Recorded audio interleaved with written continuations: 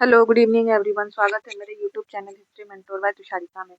आशा करते हैं आप लोग अच्छे होंगे, आप लोगों की प्रिपरेशन भी अच्छी चल रही होगी। इस चैनल के माध्यम से हम लोग यूजीसी नेट हिस्ट्री की प्रिपरेशन करते हैं। हम लोग क्यू सेशन कर रहे थे, तो हम लोग इस सेशन में जून 2026 के क्वेश्चंस देखेंगे। तो चलिए स्टार्ट करते हैं। क्वेश्चन में देखिए, निम्नलिखित विदेशी यात्रियों या दूतों को कालक्रम अनुसार करें। सबसे पहले है ए में है इब्न बतूता, बी में है अल मसूदी, सी में है अल बरूनी, डी में है अब्दुल रज्जाक, ई में है निकोलो कोंटी। तो ये कब कौन कौन से साल में भारत आए थे, ये विदेशी यात्री है, उसके बारे में पूछा गया है। तो सबसे पहले देखिए इब्न बतूता 1333 ईस्वी में मोरक्को से भारत आया था मोहम्मद बिन तुगलक के शासनकाल में। उसकी विद्वता से प्रसन्न होकर उसे दिल्ली का मुख्य काजी नियुक्त कर दिया गया था। मोहम्मद बिन तुगलक ने उसकी विद्वता से प्रसन्न होकर उसको दिल्ली का मुख्य काजी नियुक्त किया था। उसके बाद है अल मसूदी। तो और देखिए, इब्न बतूता के पुस्तक का नाम किताब उल रिहाला है, जिसमें भारत यात्रा का वर्णन है। और बी में है अल मसूदी, जो 915 ईस्वी में प्रतिहार वंश के राजा महिपाल प्रथम के शासन में आया था भारत, और मुरुज उल जहाब नामक पुस्तक लिखी थी और बगदाद से भारत आया था। उसकी पुस्तक में भी भारत यात्रा का वर्णन है। उसके बाद सी में है अल बरूनी, जो 1017 के आसपास महमूद गजनवी के बाद भारत आया था। उसके बाद किताब उल हिंद नामक पुस्तक लिखी थी। उनकी अन्य पुस्तकें हैं कानून ए मसूदी, जो खगोल शास्त्र पे है, और किताब उल सैदना, जो औषधि विज्ञान पर है। ये सब अल बरूनी की पुस्तकें हैं।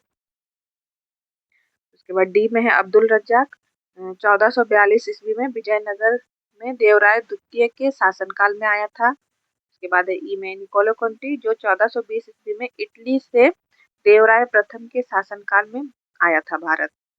तो इस तरह से सबसे पहले आया था अल मसूदी 915 ईस्वी में। उसके बाद होगा सी अल बरूनी 1017 ईस्वी में।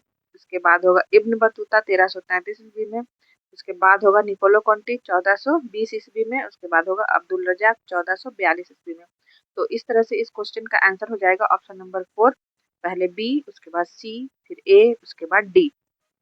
सबसे पहले आया था बी में है अल मसूदी, उसके बाद है अल बरूनी, उसके बाद इब्न बतूता, फिर होगा निकोलो कोंटी, उसके बाद है अब्दुल रज्जाक।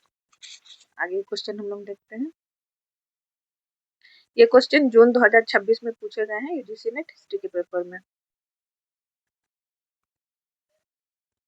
उसके बाद है देखिए, क्वेश्चन में है वह अधिनियम जिसने सबसे पहली बार विधि और विनियम प्रयोजन परिषद को विधायी परिषद के रूप में पुनः नामित किया था। तो ऑप्शन में दिया गया है भारतीय परिषद अधिनियम 1861। उसके बाद दूसरा में है भारतीय परिषद अधिनियम 1892। तीसरा है भारतीय परिषद अधिनियम 1909 ईस्वी। और चौथा है भारत सरकार अधिनियम 1919 ईस्वी। तो इसका सही आंसर हो जाएगा ऑप्शन नंबर 1, भारतीय परिषद अधिनियम 1861। तो 1861 के भारतीय परिषद अधिनियम क्या है उसके बारे में जान लेते हैं। तो 1833 के चार्टर एक्ट ने गवर्नर जनरल की परिषद को केवल कानून बनाने के लिए विधि और विनियमन परिषद बना दिया था। 1861 के भारतीय परिषद अधिनियम ने इसमें अतिरिक्त सदस्यों को जोड़कर इसे विधायी परिषद का नाम दिया। उसके बाद इसी एक्ट से बॉम्बे और मद्रास प्रेसिडेंसी को फिर से कानून बनाने की शक्ति मिली थी। तो इस क्वेश्चन का आंसर हो जाएगा भारतीय परिषद अधिनियम 1861। यह वही अधिनियम है जो विधि और विनियम प्रयोजन परिषद को विधायी परिषद के रूप में पुनः नामित किया था।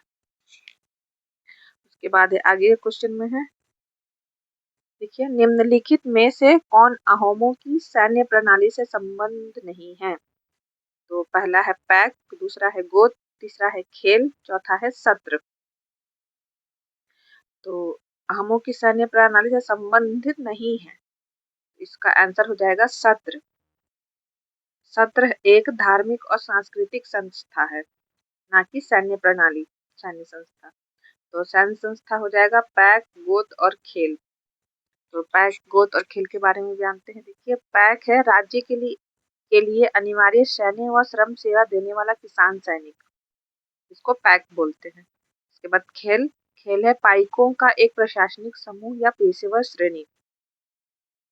उसके बाद है गोत, 4 पाइकों की सबसे छोटी सैन्य इकाई जो बारी बारी से सेवा देती है। ये सब तीनों अहोमों की सैन्य प्रणाली से संबंधित है। और सत्र जो नहीं है वो एक धार्मिक और सांस्कृतिक संस्था है। तो पाइक, पाइक देखिए क्या है, 16 से 50 वर्ष की आयु के सक्षम वयस्क पुरुष जिन्हें अनिवार्य रूप से सैनिक सेवा देनी पड़ती थी, उसको पाइक कहा गया है। तो इस तरह से इस क्वेश्चन का आंसर हो जाएगा ऑप्शन नंबर 4 सत्र। आगे क्वेश्चन में हम लोग देखते हैं क्या है। आगे के क्वेश्चन है, देखिए, अवदान स्रोतों में किसे अशोक की माता के रूप में उल्लेखित किया गया है।